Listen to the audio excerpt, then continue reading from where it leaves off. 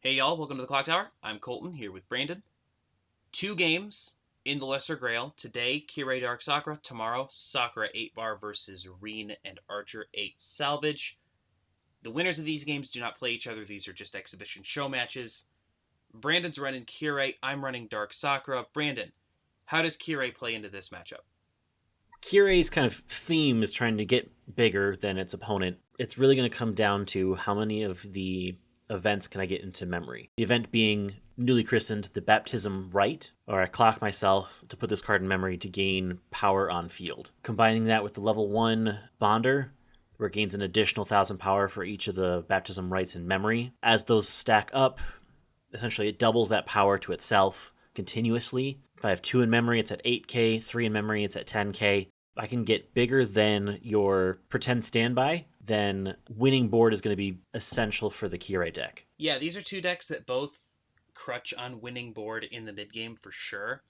I think where Dark Sakura has the advantage is that she actually has like a combo. She has level 1, she has 8 salvage as well, so every time she triggers, she pluses. The level 1 combo, insofar as it's not a great combo, at the very least, it's on attack, salvage something. Its salvage is a character with a level equal to or lower than the number of the level 1 combo climax in Waiting Room. So, like, technically you can salvage 3s, but realistically you're more likely to be salvaging 2s, maybe even 1s. But those 2s and 1s are probably going to be the level 2 Berserker and the level 1 Saber Altar that can be brought out to replace servant characters with that back row Sakura. So, this is an interesting engine. Like you said, crutches hard on getting bored.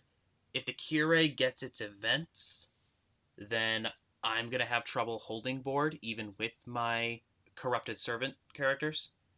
I think where Dark Sakura really separates itself from Kirei, though, is the end game. The new Dark Sakura top end might be the best top end in all of Fate. I think it is. I think Dark Sakura has the advantage here, but if Kirei, like you said, can get his events down, the mid-game board's going to be tough, and if Kirei can, force Dark Sakura to use more resources, I think Kirei has a real chance here. But I do think Dark Sakura is a favorite.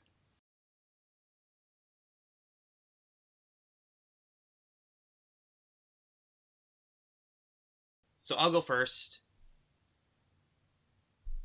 Going first with Dark Sakura, I want to use the Ilias to get my level 1 combo and my level 1 back row that switches characters.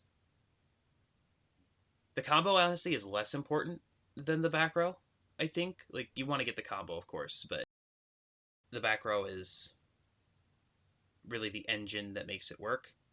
Mm-hmm.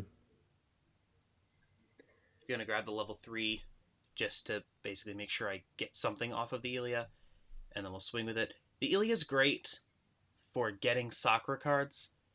Fewer targets in this than in most of the other decks that play the Ilia, which is, I think, the reason that we didn't put the Shiro in this. Oh, for sure. Well, that and, like, realistically, the cards you're going to want on field and keep around are servant characters. Mm-hmm. So having the Master card Encore doesn't make sense with that case. Yeah.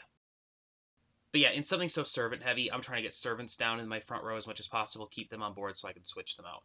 Yeah, no, absolutely. Winning board here at 0, I think it's going to be helpful just if I can keep you at 0 here. Like, putting you at 0-5, I think is very helpful. Yeah, I don't really have any way to get into level 1 from here, so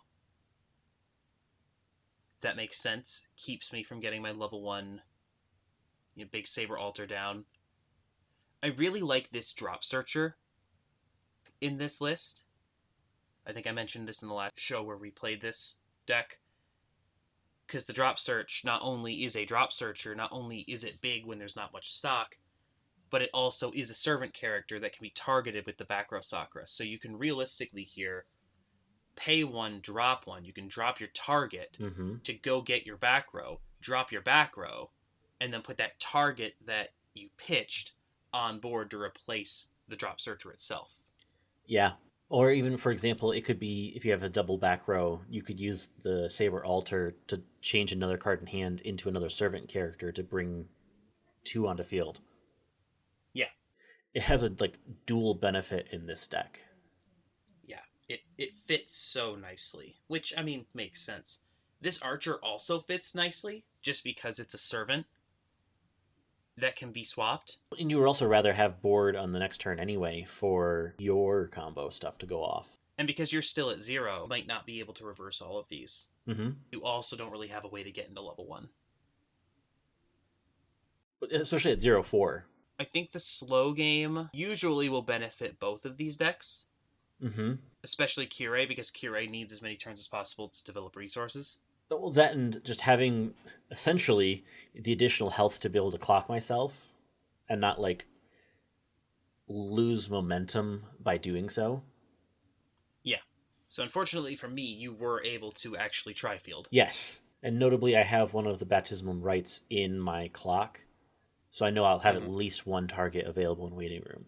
Having 2 to 3 would be significantly better. If I have 3, then I could stand over your saber altars.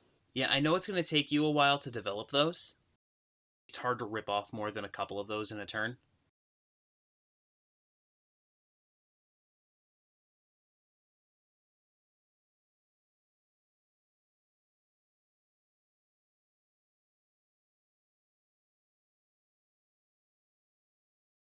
I'm going to put down 2 of the combo in the front row, and I'm going to use the back row, the art of which is not confusing at all with the level 1 combo when they're all in your hand. Right? It's like Sakura only makes one face when she's in her corrupted form.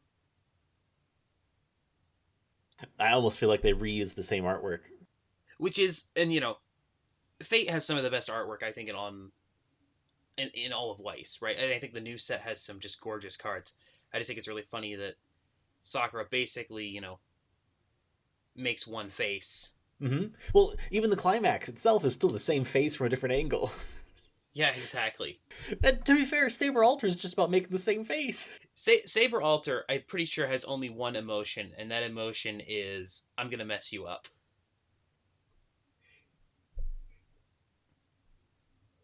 If you haven't seen the movie, you really should see the movies. They're very good. We'll hit a salvage. Mm-hmm. And you get the drop searcher, like, because we talked about before. Like, Yep. Yeah. Yeah, the drop searcher just adds so much flexibility. Yeah, realistically, if you haven't watched the movies and you're still watching this, thank you. Absolutely. The Lancer fails the top check here. Yep. I want to point out the second time in a row. Yep. It's like the Shizu combo. It works most of the time, except when it doesn't. And then when it doesn't, it's like, oh gosh, it feels so bad. I just mill out 2 of the bonders with the Brainstormer. I have 1 in hand. I'm hoping that I cancel enough not to get pushed into level 2 here. The real downside with this event, though, on top of clocking yourself, right, is that it doesn't make up for itself in hand. Like double negative to make this card into memory. Yeah. Yeah, no, it's not necessarily efficient. Event bonders are weird. I feel like they're just kind of all over the place. Notably, I don't have enough hand to make it worthwhile. Yeah. So your Kireis are sitting at what, 8 right now in the front row? Yeah.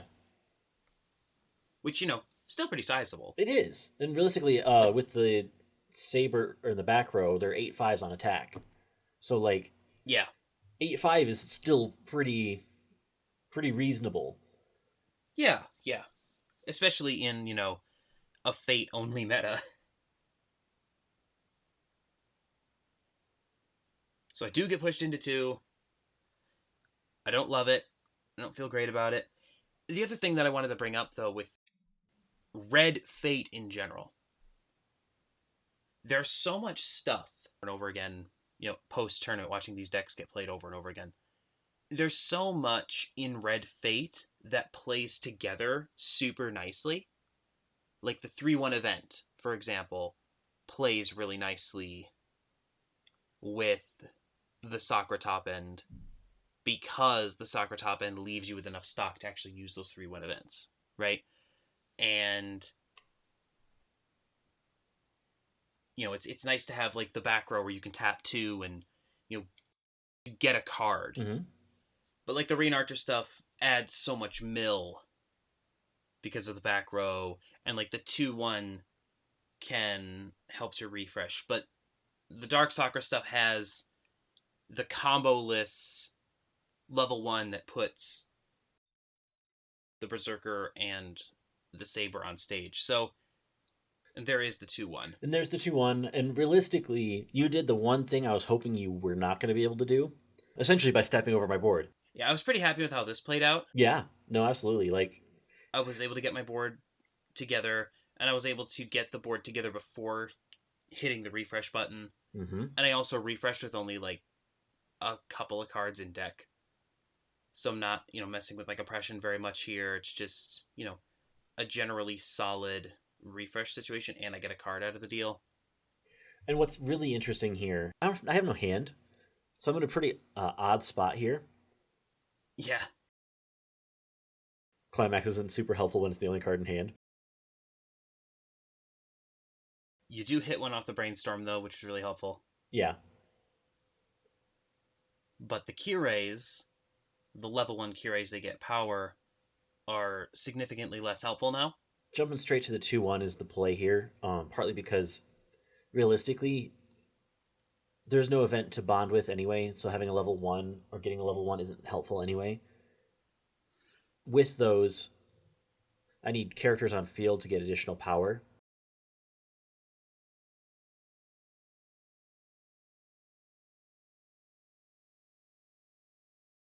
I'm actually still rather big despite that. 1,000 for every other, 6k base, so we're looking at 11k on attack. Yeah. Technically, those Berserkers have Encore, but, like, it's almost cheaper just to bring them back on field as opposed to just discarding a card from hand. More or less. I mean, you have the 2-1 that you could also push forward to, like...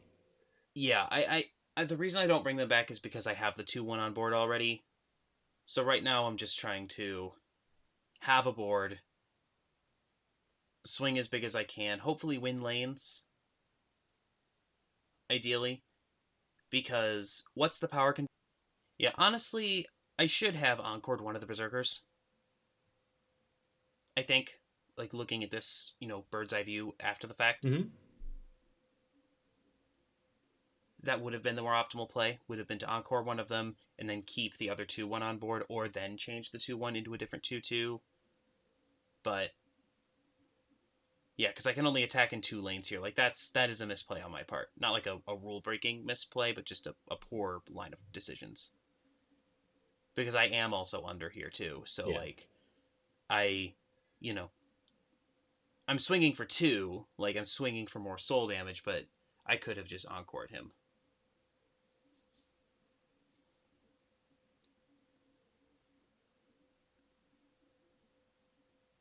And for you, that's a big win, being able to hold your board, because now you're in a much better position to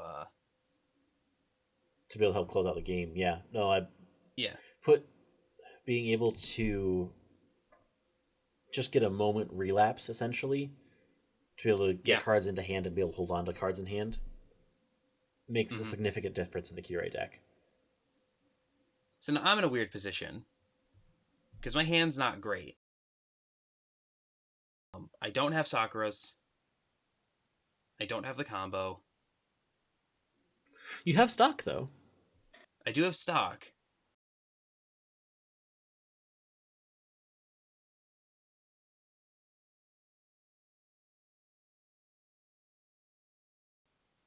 So that's the Saber that on attack mills 1, and you burn X equal to the milled character's level. Yeah, this is me trying to just push you into 3. To live out another turn, yeah. Basically, yeah.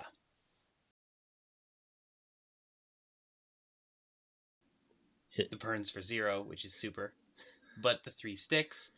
And now we're in a weird situation where if I trigger and I don't, I could potentially close. And you only have 3 cards left. So, like, I assumed that your compression was better than it was. Yeah. So I was surprised to see this when this happened. I had canceled really well the turn before, and so that was a big part of it. And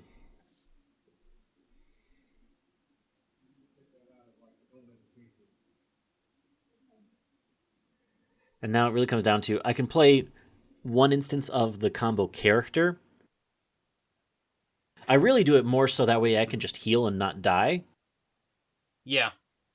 No, that makes sense. And realistically, only needing 4 damage. So I have the climax being able to get one instance of a restand off. As much as I didn't cancel that turn, I had 2 climaxes at the bottom of my deck. Right.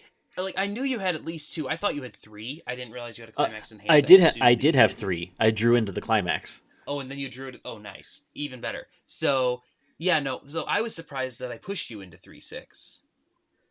I'm still in a pretty dangerous spot because if you trigger here on your restand swing, which you do, then you're swinging for lethal, and that's game. I'm just going to be honest. I didn't play the Dark Sakura very well in this game. I just didn't play it very well. It's better than I played it. At most I could swing for was 3 in the next lane. It needed to stick or it wasn't going to happen. Right. But at the same time, like the fact that I wasn't able to get a single lane of my level 3 combo down when that is really the thing you're supposed to be building towards through the whole deck. I think I focused too much on winning board in the mid game as opposed to getting my level 3 together. And I think going to level 3 almost surprised me. Like, I ate some damage. I didn't cancel as much as I would have liked, but I didn't plan for that. And, the best part of the deck never got to see play. And realistically, next week, we're going to go back to our regular schedule, and I'm going to build my first deck of the post-Heaven's Field release world, and that's going to be a red Fate deck that uses a lot of the Reen stuff, but also plays the Sakura top end. So you'll see the Sakura top end again next week. But Kirei's interesting. Doesn't run a proper level 1 combo. Runs this weird event, but the Bonder is the thing that not only gets the event, but like gets power from the event. It's very interesting. It is. Having spent a significant amount of time with this deck, I run an empty book, partly for that just an additional draw when it gets triggered. So that way you get hand size. I'm pretty sure it's also the only other climax that has Kirei on it. It is the only climax that has Kirei on it. But the draw has actually been super important, especially when you trigger it, because then you have the additional hand size to be able to make into other things. What would be interesting with the Kirei deck? Running it with the Elia combo and running basically an 8 pants deck. Especially if you're running Elia, probably also running the Elia stock healer. Yeah, Elia gets pretty big. You run the early play condition, which gets pretty big. Like, that helps you keep that board at 0, which is something that you want. So, there's more to this. More of a Kirei-focused build with as many Kirei cards as possible, because that was kind of the intent. But I think that what we're going to see going forward, like on the channel, I know for sure, is, okay, now let's take all of these cards that we talked about, over the past couple of weeks. Let's put them together in ways that can challenge the actual meta. This is more of just kind of highlighting some of these key pieces. Like, you're probably not going to see Kirei outside of this setting. You have a plethora of top ends to choose from. There'll be a lot more Fate stuff. Like, we're not done with the Fate stuff once the Holy Grail War is over by any means. We will have deck techs on deck techs, probably. At least I will. Brandon will probably keep doing his normal thing where he talks about the important things. I'm just going to focus in on Fate, probably for the rest of the year. So be ready for that. It's going to be fun. Anyway, we'll be back tomorrow to finish out the Lesser Grail. Sakura Rider 8-bar versus Reen Archer 8 Salvage. And then on Thursday, Saber versus Gilgamesh to win the Holy Grail War. It's going to be fun. Please join us for both of those games. In the meantime, please like, share, comment, and subscribe. And have a good one. We'll see you then.